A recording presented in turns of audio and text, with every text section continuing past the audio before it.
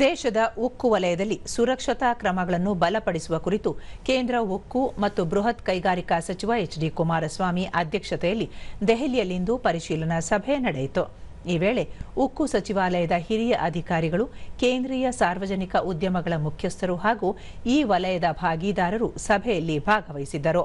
ಈ ಕುರಿತು ಸಾಮಾಜಿಕ ಜಾಲತಾಣದಲ್ಲಿ ಮಾಹಿತಿ ಹಂಚಿಕೊಂಡಿರುವ ಎಚ್.ಡಿ. ಕುಮಾರಸ್ವಾಮಿ, ಉಕ್ಕು ಕೈಗಾರಿಕೆಗಳಲ್ಲಿ ಸುರಕ್ಷತೆ ಬಲಪಡಿಸುವುದು, ಕೈಗಾರಿಕಾ ನೈರ್ಮಲ್ಯಕ್ಕೆ ಆದ್ಯತೆ, ಸಂಭವನೀಯ ಅವಘಡಗಳ ತಡೆ ಹಾಗೂ ಸನ್ನದ್ಧತೆ ಕುರಿತು ಪರಾಮರ್ಶೆ ನಡೆಸಲಾಯಿತು ಎಂದು ತಿಳಿಸಿದ್ದಾರೆ.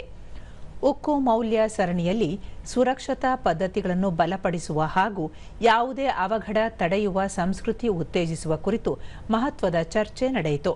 ಕಾರ್ಮಿಕರ ಸುರಕ್ಷತೆ ಕುರಿತಂತೆ ಜಾಗತಿಕ ಮಾನದಂಡ ಖಾತ್ರಿಪಡಿಸಲು ಸರ್ಕಾರದ ಬದ್ಧತೆಯನ್ನು ಪುನರುಚ್ಚರಿಸಲಾಗಿದೆ ಎಂದು ಅವರು ತಿಳಿಸಿದರು.